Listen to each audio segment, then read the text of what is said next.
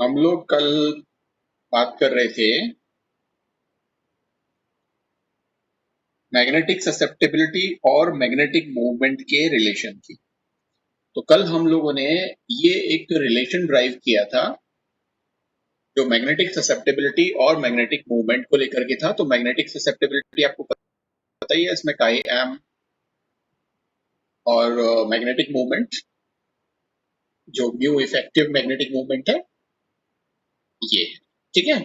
सो ये एक इक्वेशन हमारे पास में आती है। अगर अब इन सभी इक्वेशंस में आप अगर यहाँ ध्यान से देखो तो ज्यादातर चीजें जो है वो क्या है, कांस्टेंट है, ठीक है। जैसे 3 और के जो है वो क्या है, के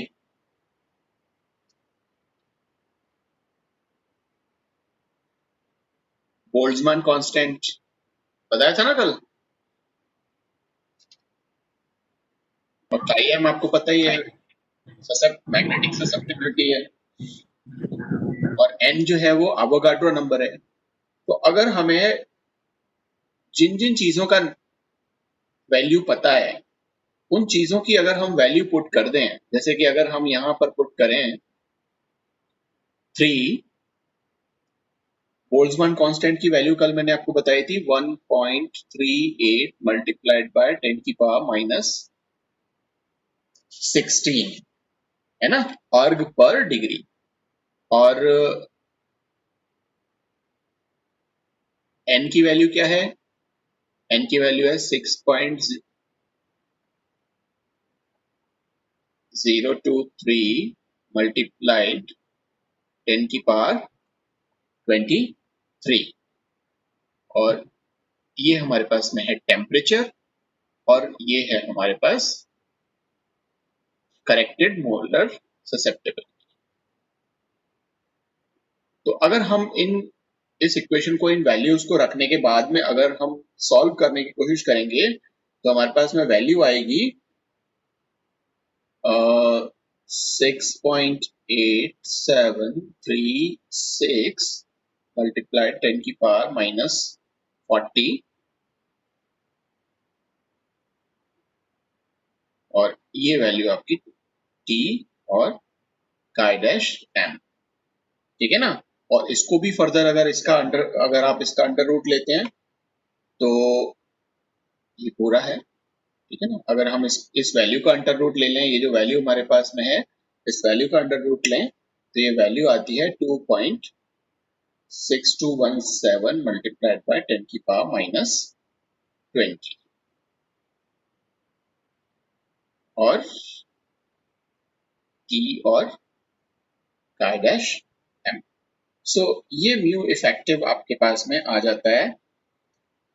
और साथ में अब अगर हमसे और ज्यादा आगे सॉल्व करें, और ये आगे बोर मैग्नेटन तो है ही, ठीक है ना, mu B, mu B, mu B, है ना। अब बोर मैग्नेटॉन की वैल्यू कितनी होती है, कल जो हमने बात की थी, कल कल कल बताया था, परसों बताया था, एक दिन हम लोगों ने बताया था बोर मैग्नेटॉन की value, 1 Bohr magneton equals to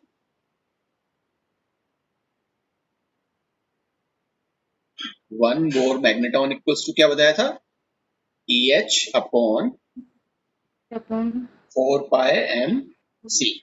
अब इसमें E आपको पता है इलेक्ट्रॉन का चार्ज है, H आपको पता है प्लैंक कांस्टेंट है, M जो है वो मास है इलेक्ट्रॉन का, और C वेलोसिटी है, और 4 और पाई को तो आप जानते हो। तो अगर ये सारी वैल्यू इसमें पुट कर दी जाए, E की भी, H की भी, 4 की भी, पाई, M और C, ये सारी वैल्यू आपको पता है। तो अगर हम इन वैल्यूज को पुट करते हैं तो ये जो वैल्यू आती है हमारे पास में 1 बोर मैग्नेटॉन की, वो होती है 9.27 मल्टीप्लाइड 10 की पावर माइनस 21 अर्ग पर गॉश, ठीक है। तो इस वैल्यू को भी अगर हम यहाँ पर रख दें, तो अगर हम इस वैल्यू को यहाँ रखते हैं तो आप देखो ये आपके पास में जो म्यू इफेक्टिव है, म्यू इफेक्टिव इक्वल्स टू हो जाता है 2 पॉइंट, ओके ओके ओके, मैंने एक गड़बड़ आपको ऊपर की है और आप लोगों ने ध्यान भी नहीं दिया।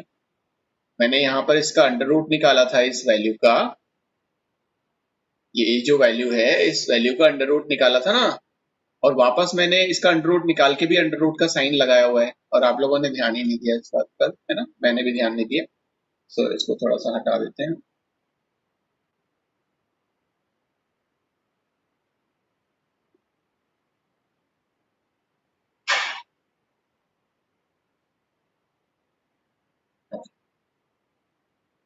सो ये वैल्यू थी हमारे पास में 2.6217 मल्टीप्लाइड बाय 10 की पावर माइनस 20 अपॉन 9.27 मल्टीप्लाइड 10 की पावर माइनस 21 और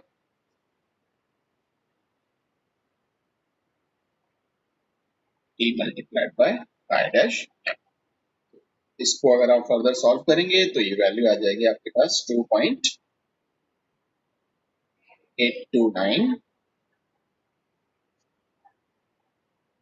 t dot pi dash m new effective effect. तो ये हम, अगर हमें टेम्परेचर पता हो और कायाम की वैल्यू पता हो तो आप यहाँ मैग्नेटिक मूवमेंट पता कर सकते हैं। अगर आपके पास मैग्नेटिक मूवमेंट और किस टेम्परेचर पर हम निकाल रहे हैं तो हम काई डैश एम की वैल्यू पता कर सकते हैं। तो इस तरह से ये रिलेशन है मैग्नेटिक ससेप्टेबिलिटी और किसमें, मैग्नेटिक मूवमेंट। ठीक है, अगर आपके पास में मैग्नेटिक ससेप्टेबिलिटी की वैल्यू है तो क्या आप अनपेयर्ड इलेक्ट्रॉन्स का नंबर पता कर सकते हो? अगर आपके पास मैग्नेटिक ससेप्टेबिलिटी है तो क्या आप अनपेयर्ड इलेक्ट्रॉन्स का नंबर पता कर सकते हो? तो इसके लिए भी एक हम रिलेशन देख सकते हैं, जो मैग्नेटिक ससेप्टेबिलिटी जो आपका काई डैश एम है और जो अनपेयर्ड इलेक्ट्रॉन होते हैं एन, इसमें रिलेशनशिप बताता है। तो ये रिलेशनशिप हम ड्राइव करने की कोशिश करेंगे कि ये रिलेशनशिप किस तरीके से निकलेगा। अब आपको पता है कि अगर मैग्नेटिक मूवमेंट आपको निकालना है तो दो चीजों की वजह से मैग्नेटिक मूवमेंट होता है, जो हम बार बार कई दिन से डिस्कस कर रहे हैं। पहला जो कॉज है वो क्या है, किसी भी एटम आयन मॉलिक्यूल में मैग्नेटिक मूवमेंट किन दो वजहों से होता है, क्या कोई बता सकता है?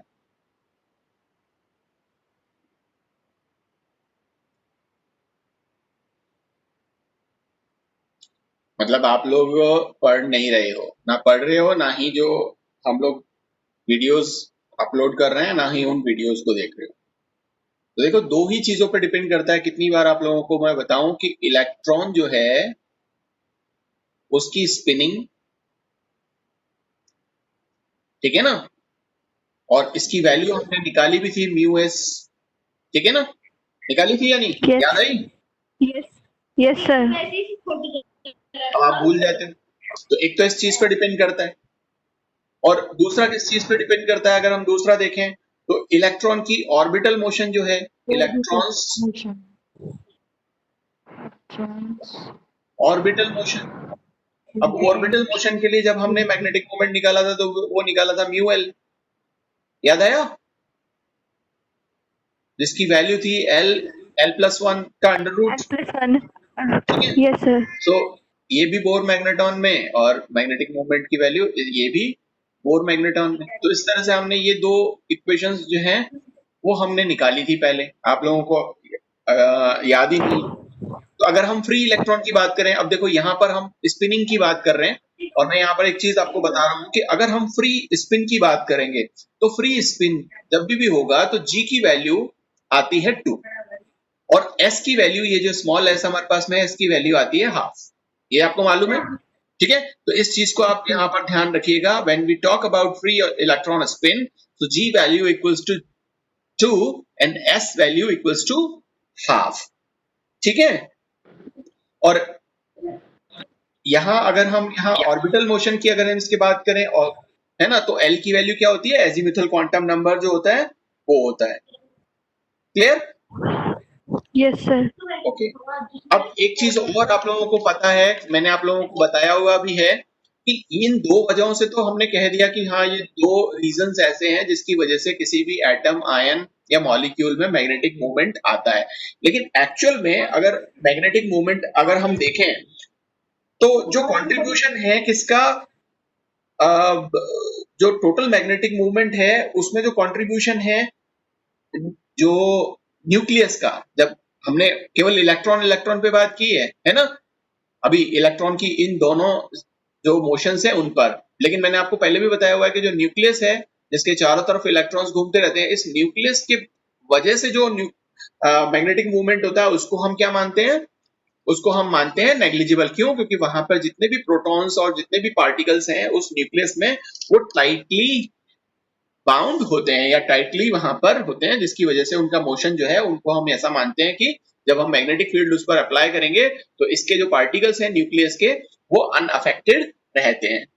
ठीक है, तो जो मैग्नेटिक मूवमेंट आएगा किसी भी आयन या मॉलिक्यूल का वो सिर्फ और सिर्फ ज्यादातर किसकी वजह से आता है, इसकी वजह से आता है, स्पिनिंग की वजह से।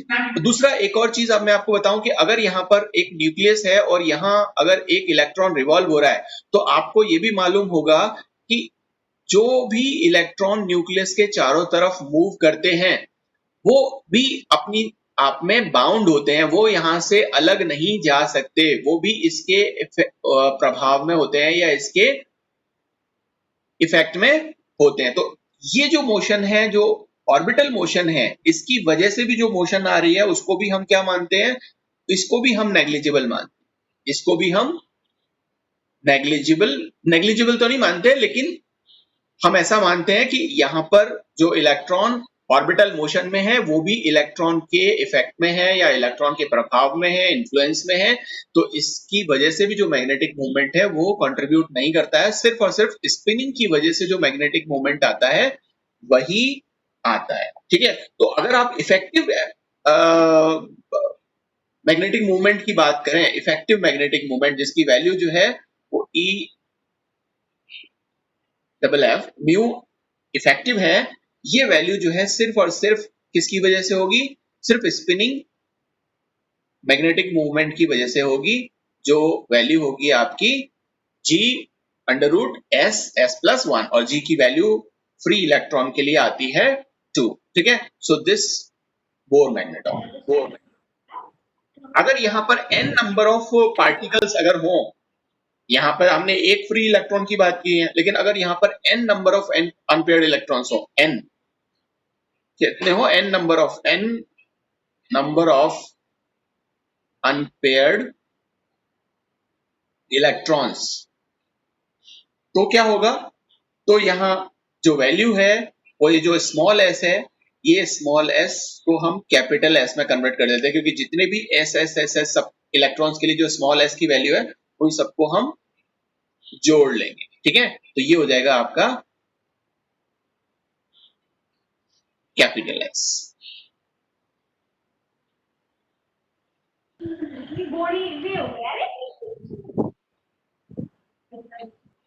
कैपिटल S, ठीक है, और मैग्नेट। अब S क्या है, ये कैपिटल S, अगर हम इस कैपिटल S की बात करें तो ये है n number of unpaired electrons, number of unpaired electrons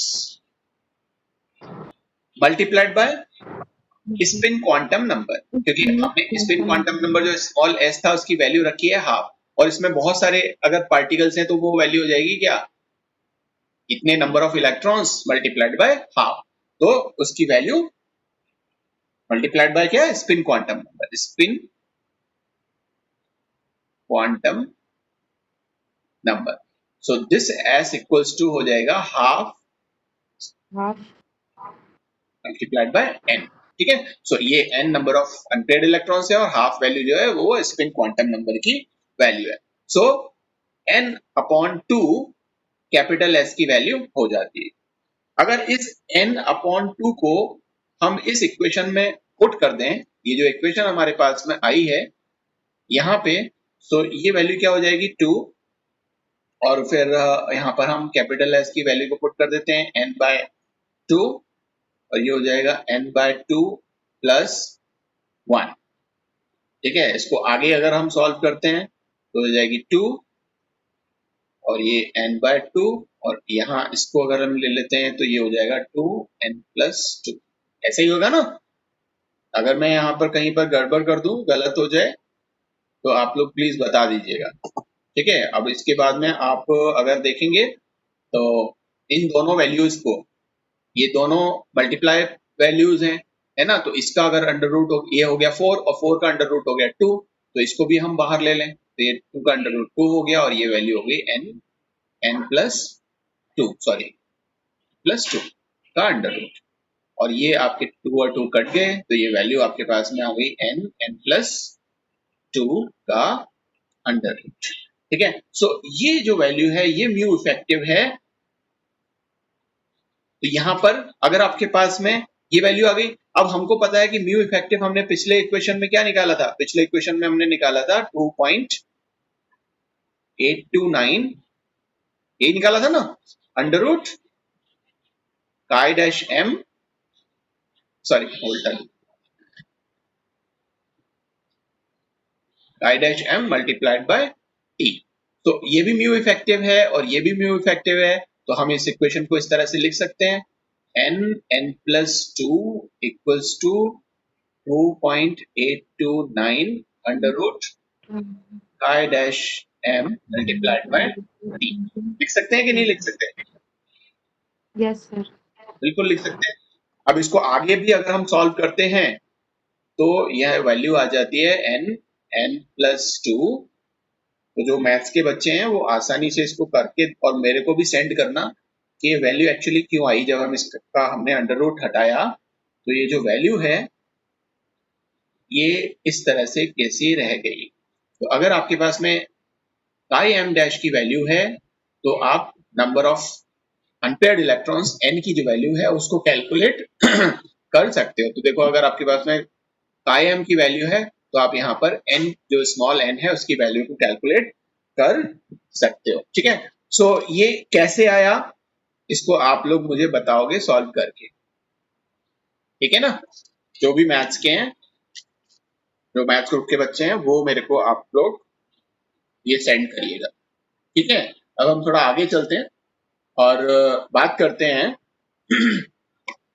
क्या टेम्परेचर और मैग्नेटिक ससेप्टिबिलिटी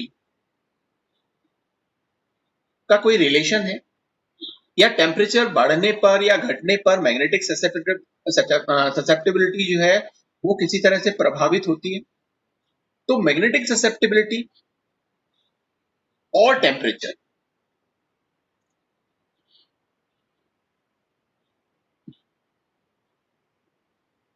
मैग्नेटिक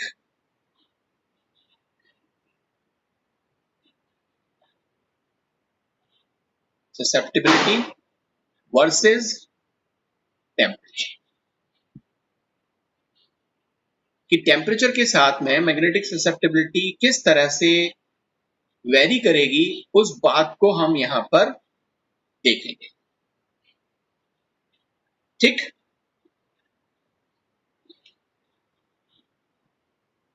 आप लोगों को क्या लगता है, क्या मैग्नेटिक ससेप्टिबिलिटी टेम्परेचर से किसी तरह से प्रभावित होगी? Is there any effect of temperature on magnetic susceptibility? हाँ या ना, सिर्फ इतना सा बता दो, होगी या नहीं होगी? Sir no. अच्छा नहीं सर होगी। नहीं होगी। अच्छा नहीं होगी तो हम पढ़ते ही नहीं इसको।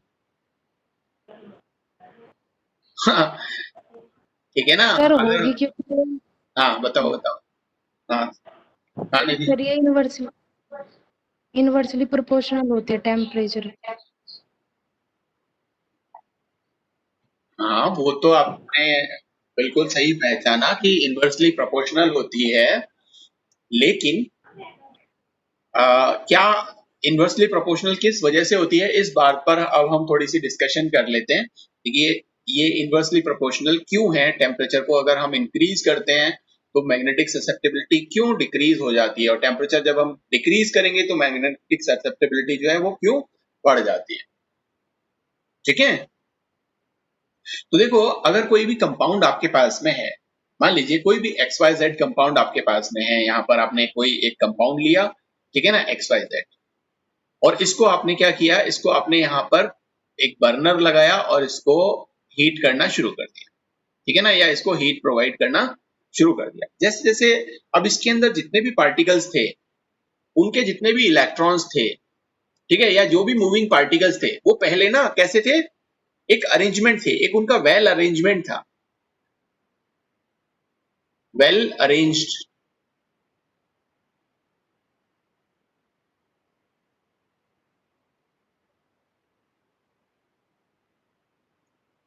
और जब हम इस टेम्परेचर को यहाँ पर प्रोवाइड करेंगे या हीट एनर्जी को प्रोवाइड करेंगे, तो ये जो वेल अरेंजमेंट है वो क्या हो जाएगा, डिस्टर्ब होगा।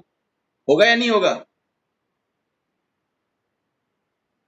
अगर कोई चीज बिल्कुल अपने वेल अरेंज तरीके से रखी हुई है और हम उसका टेम्परेचर इंक्रीज करने लगे, अब टेम्परेचर जब हम इंक्रीज करेंगे तो वो जो पार्टिकल्स उसमें प्रेजेंट हैं, वो सारे पार्टिकल्स उस एनर्जी को एब्जॉर्ब करके और रैंडम रूप से इधर उधर मूव करने लगेंगे, या उनका जो मूवमेंट है वो जो वेल अरेंज ऑर्डर में जमा हुआ था वो हट करके और डिस्टर्ब हो जाएगा। और वो डिस्टर्ब अगर हो जाता है तो इसका मतलब क्या है, इसका मतलब ये है कि टेम्परेचर जैसे जैसे आप बढ़ाते जाओगे, वो जो अरेंजमेंट है उनकी वो डिस्टर्ब होती जाएगी। और हमें पता है कि मैग्नेटिक ससेप्टेबिलिटी किसकी वजह से आती है, जो मैग्नेटिक मूवमेंट उसमें क्रिएट हो रहा है, एटॉमिक या मॉलिक्यूलर जो भी वहां पर पार्टिकल्स प्रेजेंट हैं, तो उनमें जो डिसऑर्डर हो जाएगा उसकी वजह से वहां जितने भी पार्टिकल्स मूव कर रहे होंगे वो अब प्रॉपर मूवमेंट नहीं कर पाएंगे, और मूवमेंट डिस्टर्ब होते ही उसकी मैग्नेटिक मूवमेंट जो है वो भी क्या हो जाएगी, कम हो जाएगी या इफेक्ट हो जाएगी। क्योंकि अगर वो सही तरीके से मूव नहीं कर पाएगा तो मैग्नेटिक जो मूवमेंट की जो कंट्रीब्यूशन है वो भी वहां वो नहीं कर पाता। अब इस बात को हमने पहले भी एक्सप्लेन किया हुआ है, जब हमने कुछ जो आपके इक्वेशन थी, वो इक्वेशंस जब दी थी, अब उन इक्वेशंस में से एक इक्वेशन अभी थोड़ी देर पहले जब हमने इसको शुरू किया था, अगर हम वापस वहां पर जाएं और यहां पर मैं आप लोगों को बताऊं कि हमने एक इक्वेशन लिखी थी, ये वाली इक्वेशन। अब इस इक्वेशन में आप देखो कि अगर हम इस इक्वेशन को काई डैश एम अगर वैल्यू लें, अगर यहां पर मैं इसकी काई डैश एम की वैल्यू निकालूं तो क्या निकालूंगा, म्यू इफेक्टिव स्क्वायर, क्योंकि ये अंडर रूट है, मैं इसको अंडर रूट को हटा देता हूं, एन ये क्रॉस मल्टीप्लीकेशन से आ जाएगा, नीचे अगर हम देखेंगे तो 3kT आ जाएगा। सो ये इक्वेशन हमारे पास में आ रही है। अब इस इक्वेशन में अगर आप देखो तो जितनी भी क्वांटिटीज हैं इसमें, वो सारी की सारी क्वांटिटीज कांस्टेंट हैं।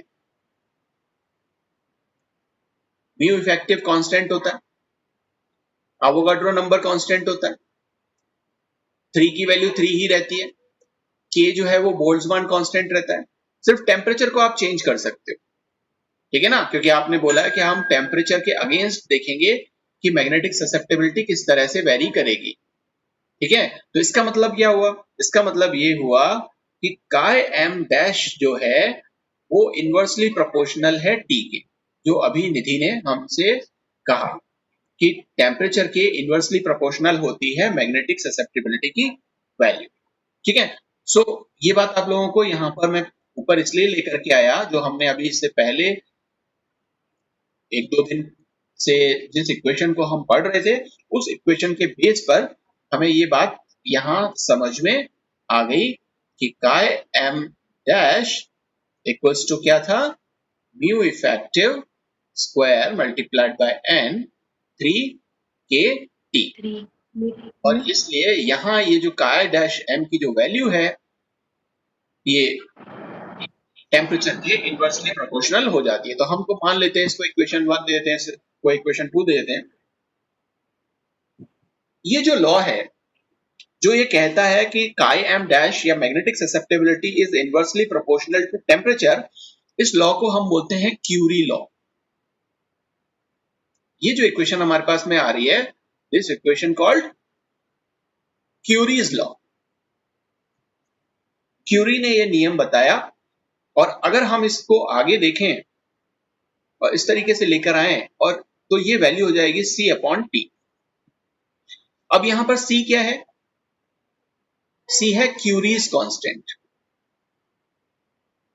क्यूरीज कांस्टेंट, जिसकी वैल्यू अगर हम देखें तो क्या होगी इस इक्वेशन को फर्दर, और अगर हम देखें तो C इक्वल्स टू क्या हो जाएगा? काई dash m multiplied by T। तो ये इसकी वैल्यू हो जाती है C की, मतलब क्यूरी कांस्टेंट। ठीक है। अब अगर हम इन इक्वेशंस को देखें, ऊपर ऊपर हमने जो इक्वेशंस देखी हैं, इक्वेशन 1 जिसमें हमने ये रिलेशन बताया है, इक्वेशन 2 जिसमें हम काई एम की वैल्यू लेकर के आए हैं, और हम इस इक्वेशन को मान लेते हैं इक्वेशन 3। तो अगर हम इस इक्वेशन 1 और इस इक्वेशन 3, मतलब यहां जो C इक्वल्स टू ये जो काई डैश एम है, इस काई डैश एम की जगह हम इस इक्वेशन 1 से जो वैल्यू है वो पुट कर देते हैं यहां। तो हमारे पास इक्वेशन आती है C equals to mu effective square n upon 3k, और ये t यहां पर है ही, और ये भी 3k t है, 3k t। सो अब क्या होगा, ये t कट जाएगा, ये t और t जो है वो कट जाएंगे, और हमारे पास जो इक्वेशन आएगी वो क्या आएगी? C equals to mu effective square upon 3k। So ये इक्वेशन हमारे पास आ जाती है। इसको हम इक्वेशन 4 का नाम दे देते हैं। ठीक है। अब यहां पर इस इक्वेशन में अगर हम देखें, ये जो इक्वेशन 4 हमारे पास आई है, इसमें n की वैल्यू क्या है? n की वैल्यू है एवोगाड्रो नंबर। k क्या है? k है बोल्ट्जमान कांस्टेंट, सॉरी, हाँ ओके, k की जो वैल्यू है वो क्या है? Boltzmann constant. और c की वैल्यू क्या है? Curie's constant. ठीक है। ये सभी वैल्यूज यहां पर हमें मालूम है कि c क्या है, म्यू इफेक्टिव स्क्वायर क्या है, n क्या है, 3 क्या है, और k क्या है। तो अगर अब हम इस c कांस्टेंट को निकालने के लिए अगर इन सब वैल्यूज को रखें, तो आपको नहीं लगता कि जब ये सारी की सारी वैल्यूज कांस्टेंट है तो c की वैल्यू भी कांस्टेंट आएगी? और किसी भी सब्सटेंस के लिए जो C की वैल्यू है वो यूनिक हो जाएगी या कैरेक्टरिस्टिक प्रॉपर्टी हो जाएगी वो। तो इसलिए हम कह सकते हैं कि जो C है, जो क्यूरी कांस्टेंट है, C क्यूरी कांस्टेंट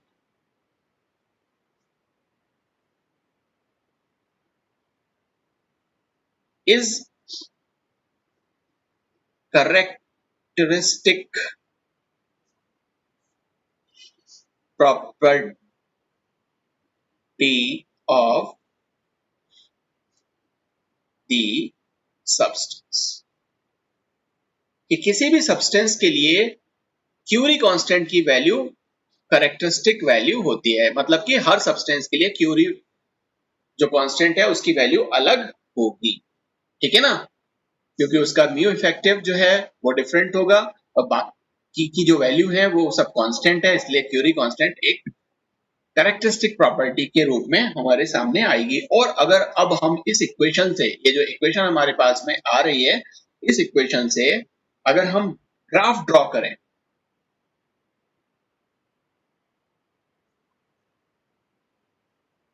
किस किस के बीच? टेम्परेचर और मैग्नेटिक ससेप्टिबिलिटी जो हमने अभी निकाली, इसके बीच में अगर हम ग्राफ ड्रॉ करें तो हमें एक कर्व मिलता है इस तरीके से, पैराबोला कर्व। ठीक है। ये थोड़ा सा सही नहीं आया है, लेकिन आप ये मानो कि टेम्परेचर बढ़ने पर जो मैग्नेटिक ससेप्टिबिलिटी है वो क्या हो रही है, डिक्रीज हो रही है। यही बात हमने अभी कही थी, आया ना?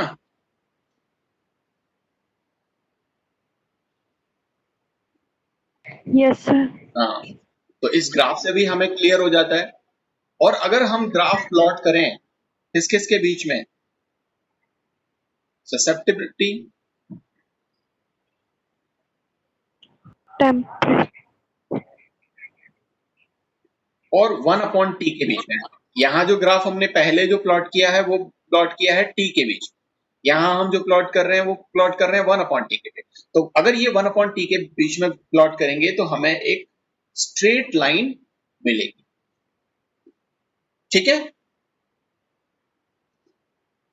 अब असली खेल ये शुरू होता है कि ज्यादातर केसेस में तो देखो जो क्यूरी लॉ है वो पैरामैग्नेटिक सब्सटेंस जो हैं उनके थ्रू फॉलो नहीं होता। ज्यादातर अगर हम पैरामैग्नेटिक सब्सटेंसेस की बात करें तो, और अगर ऐसा ये रूल अगर फॉलो नहीं होता, वो क्यों नहीं होता? क्योंकि जब भी हम पैरामैग्नेटिक सब्सटेंसेस के लिए इस ग्राफ को ड्रॉ करते हैं तो ये ग्राफ आना इस तरीके से चाहिए था, इस तरीके से आना चाहिए था, लेकिन आता नहीं है। आता किस तरीके से है वो हम इस ग्राफ से देखेंगे कि ज्यादातर जो पैरामैग्नेटिक सब्सटेंस है उसके लिए ग्राफ आता है ये ऐसे, स्ट्रेट लाइन तो आ रही है लेकिन इस तरह से। तो आप यहां पे अगर इसको एक्स्ट्रा प्लॉट करो तो आप देखोगे कि जो टेम्परेचर वाली जो आपकी एक्सिस है उस टेम्परेचर एक्सिस को ये ग्राफ कट करता है। तो इस एक्सपेरिमेंट से और इस ग्राफ के बेसिस पर वाइस ने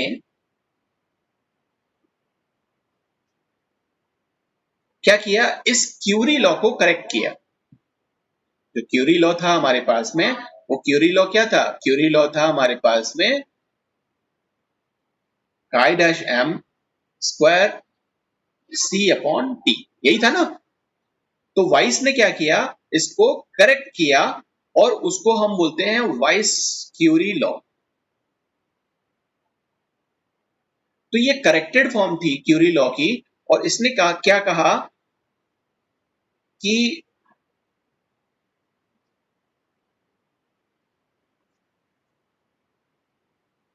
ये होता है। ऐसा क्यों होता है? इसने कहा ये जो ग्राफ है, ये जो लाइन आप देख रहे हो, जिसको इस ओरिजिन से पास होना चाहिए था, जैसे कि यहां पर पास हो रही है, इस ओरिजिन पर ये पास हो रही है, इस तरीके से इसको यहां भी पास होना चाहिए था, लेकिन ये हुई नहीं है। और ये टी जो आपका टेम्परेचर वाला जो आपका एक्सेस है उस पर पास हो रही है। तो ये जो वैल्यू यहाँ, जो ये वैल्यू ये कट हो रही है, यहां तक की ये जो वैल्यू इसने कट की है, इसने इसको माइनस कर दिया और इसको वैल्यू दिया उसने थीटा। ठीक है, तो उसने कहा इस टेम्परेचर में से इस थीटा को हम माइनस कर देते हैं, तब आपके पास में एक सही ग्राफ आएगा। ठीक है ना? तो ये वाइस ने अपना एक करेक्शन दिया, जहां पर ये जो थीटा है वो ये क्या है, वो टेम्परेचर है। ये वो लाइन है जो टेम्परेचर पर कट करती है, और इसमें से हम इसको, इस थीटा की जो वैल्यू है उसको हम इस टेम्परेचर में से घटा देते हैं या सब्ट्रैक्ट कर देते हैं। तो जो थीटा है वो भी एक तरह का टेम्परेचर है।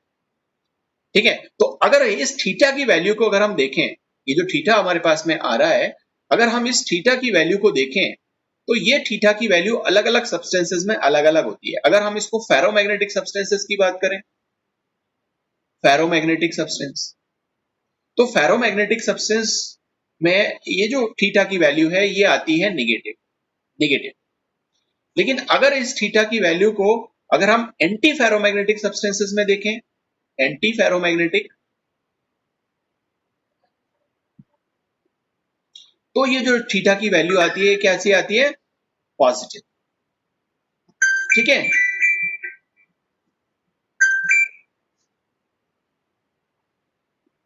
सो थीटा की वैल्यू यहां पे चेंज हो जाती है अलग अलग सब्सटेंसेस को अगर हम लेते हैं तो।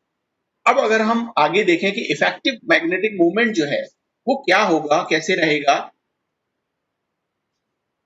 तो क्यूरी लॉ और क्यूरी वाइस लॉ समझ में आ गया कि टेम्परेचर पर किस तरीके से डिपेंड करता है कोई भी सब्सटेंस। आ गया? सर। Yes sir. तो देखो, अगर क्यूरी लॉ हम फॉलो करें कंप्लीटली, तो जो पोलर जो मैग्नेटिक ससेप्टिबिलिटी है वो और टेम्परेचर का जो प्रोडक्ट है वो आपका इफेक्टिव मैग्नेटिक मूवमेंट के बराबर होता है, जो हमने इससे पहले थोड़ी देर पहले निकाला था। जो वैल्यू क्या आई थी हमारे पास में, mu effective equals to 2.829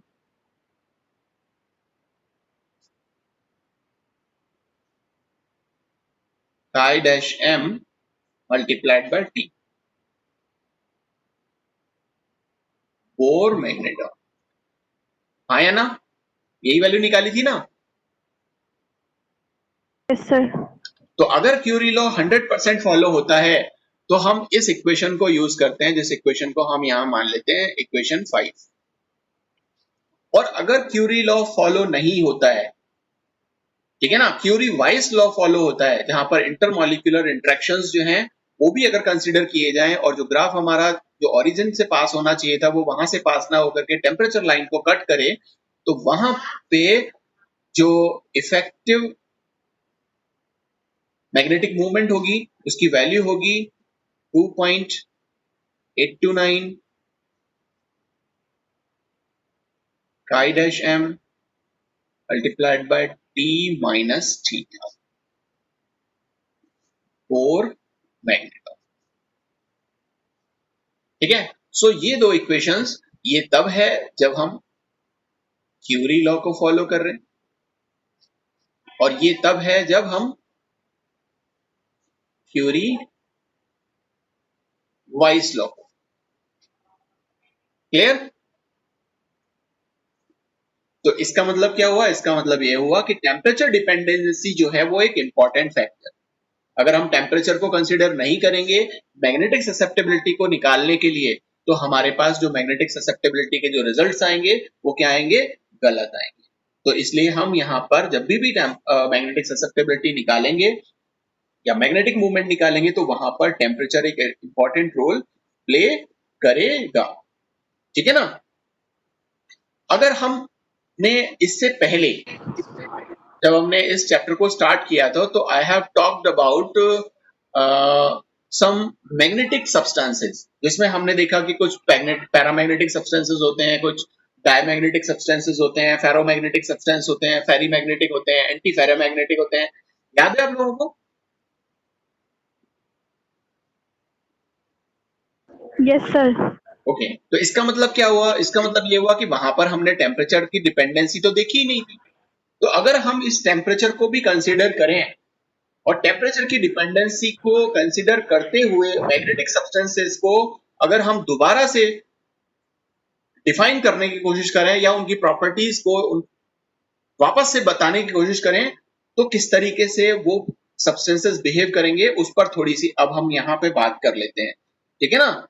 so depending upon their temperature dependency, यहां सबसे पहले हम एक तरह के सब्सटेंस पर बात करेंगे जैसे हम बोल रहे हैं फेरोमैग्नेटिज्म।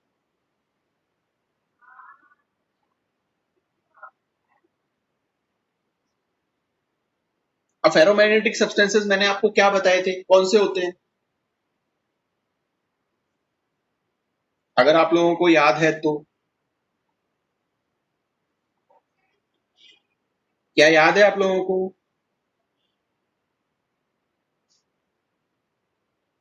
फेरोमैग्नेटिक सब्सटेंसेस वो होते हैं कि जब हम इसको मैग्नेटिक फील्ड में रखेंगे तो जो नेबरिंग एटम्स हैं, पास के एटम्स जो होते हैं, वो अपने आप को क्या कर लेंगे, पैरेलल अरेंज कर लेंगे। यही बताया था ना। यस ये सर। सब, हाँ, ये सारे के सारे जो मैग्नेटिक डायपोल्स हैं वो अपने आप को पैरेलल अरेंज कर लेंगे और एक सेम डायरेक्शन में अरेंज करते हैं। तो ऐसे सब्सटेंसेस को हमने बोला था कि वो फेरोमैग्नेटिक सब्सटेंसेस होते हैं। ठीक है, अब ऐसे सब्सटेंसेस में अगर हम टेम्परेचर को लेकर के एक ग्राफ प्लॉट करें, इन सब्सटेंसेस में अगर हम टेम्परेचर को लेकर के ग्राफ प्लॉट करें, किसके बीच में, वही सेम टेम्परेचर और ससेप्टेबिलिटी के बीच। ये ससेप्टेबिलिटी आपकी का है और ये हमारे पास में है टेम्परेचर। इनके बीच में अगर हम ग्राफ प्लॉट करें तो ग्राफ की वैल्यू कुछ इस तरीके से आती है।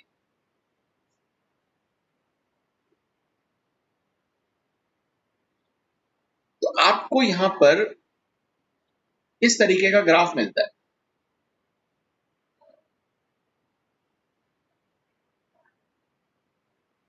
और ये आगे चलता जाता है।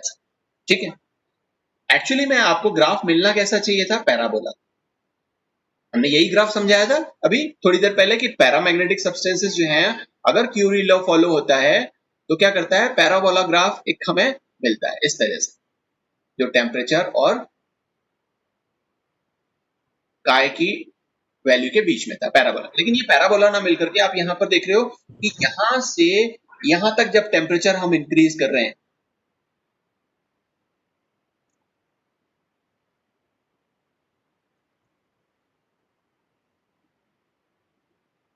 जब हमने ये टेम्परेचर इंक्रीज किया है, जो ग्रीन लाइन से यहां से 0 से लेकर के और यहां तक, तब तो आप देखोगे कि मैग्नेटिक ससेप्टिबिलिटी में बहुत ज्यादा तेजी से चेंजेस आए हैं।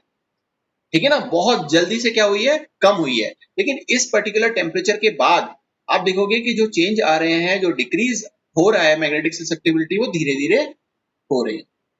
तो ये टेम्परेचर क्या है, ये जो टेम्परेचर आपको यहां पर दिख रहा है, जहां पर ये चेंज मैग्नेटिक ससेप्टिबिलिटी में टेम्परेचर के अकॉर्डिंग चेंज होना जो शुरू हुआ है, उसे हम बोलते हैं टीसी। और वो टेम्परेचर हमने आप लोगों को पहले भी क्या बताया था, क्यूरी टेम्परेचर। क्या बताया था, क्यूरी टेम्परेचर। तो क्यूरी टेम्परेचर क्या होता है, क्यूरी टेम्परेचर वो होता है जिसमें क्यूरी टेम्परेचर से पहले, मतलब कि जब तक ये टेम्परेचर अटेन नहीं होता, इससे पहले धीरे धीरे हम जब बढ़ाएंगे, तो देखो इस समय तक तो सारे के सारे जो सब्सटेंसेस होंगे वो कैसे होंगे, वेल अरेंज्ड होते हैं। लेकिन जैसे जैसे टेम्परेचर हमारा बढ़ता जाता है, तो अबव क्यूरी टेम्परेचर जो मॉलिक्यूल्स हैं वो अपने आप को रैंडमाइज रूप से ओरिएंट करना शुरू कर देते हैं। ठीक है ना। लेकिन अगर हम इस टेम्परेचर से कम की बात करें, इस टीसी टेम्परेचर से कम टेम्परेचर की तरफ अगर हम देखें, तो वहां पर हम देखेंगे कि जो अलाइनमेंट है वो डोमिनेंट रहते हैं। मतलब जो भी अलाइनमेंट उसका पहले था वो ज्यादा इफेक्टिव है। लेकिन जैसे जैसे टेम्परेचर बढ़ता जाता है, तो एक पर्टिकुलर टेम्परेचर के बाद में जो अलाइनमेंट है, अब वो पहले जैसा नहीं रह करके एकदम से चेंज होता है। तो इस वजह से जो ससेप्टिबिलिटी है वो पहले तो क्या होती है, धीरे धीरे धीरे धीरे, मतलब तेजी से होती है, और उसके बाद में धीरे धीरे होती है। तो ऐसे करके बहुत सारे सब्सटेंसेस हमारे पास हैं जो इस तरह के फेरोमैग्नेटिज्म को शो करते हैं, जिसमें आपका Fe है, जिसमें आपके पास में निकोल है, जिसमें आपके पास में कोबाल्ट है, या फिर आपके पास में क्रोमियम जो है डाइऑक्साइड है। ऐसे करके बहुत सारे सब्सटेंसेस को आप यहाँ पर इस तरह से स्टडी कर सकते हो या बता सकते हो। ठीक है, तो आज हमने बात की इसकी, फेरोमैग्नेटिक सब्सटेंसेस की, और टेम्परेचर किस तरीके से फेरोमैग्नेटिक सब्सटेंसेस में चेंज होता है। कि बिलो टेम्परेचर यहाँ पर शार्प डिक्रीज है, और अबव टीसी या अबव